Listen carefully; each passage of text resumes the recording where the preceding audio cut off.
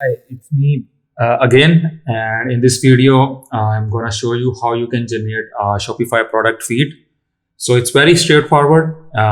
So this is the store I have created for one of my client, and it has the support for different languages. So what I will do here is now I want to generate a product feed for the whole store. So it's very straightforward. This is the URL pattern. I will copy this part of the URL, paste it in front of the domain name,